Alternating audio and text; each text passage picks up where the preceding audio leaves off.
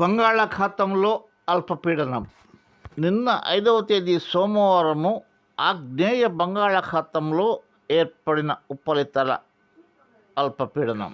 నిన్న శ్రీలంకకు ఆగ్నేయ దిశగా ఏర్పడిన ఉపరితల అల్పపీడనం.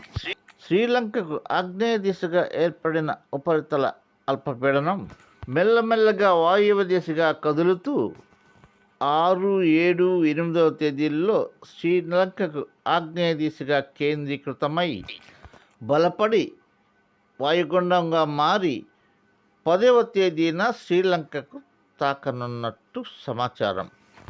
ఈ ఉపరితల అల్పపీడనం బలపడిన తర్వాత రూపాంతరం చెంది ఏ విధంగా రూపాంతరం చెందుతుందో ఎప్పటికప్పుడు వాతావరణ శాఖ తెలియచేయనుంది. దీని ప్రభావంతో శ్రీలంకలో అతి భారీ వర్షాలు కురిసి గాలులతో నష్టపరిచే అవకాశం ఉంది. ఇకపోతే తమిళనాడు రాష్ట్రానికి భారీ వర్షాలు కురిసే అవకాశం మెండుగా కనిపిస్తుంది. ఇక ఆంధ్రప్రదేశ్లో తిరుపతి, నెల్లూరు, ప్రకాశం జిల్లాల్లో ఈరోజు నుంచే చలి వాతావరణం, సైక్లోనిక్ క్లైమేట్ వ్యాపించి ఉంది. అక్కడక్కడ చలితో కూడిన జల్లులు కురిసే అవకాశం ఉండొచ్చని తెలుస్తుంది. ఈ వాతావరణం 11వ తేదీ వరకు ఉండవచ్చునని సమాచారం.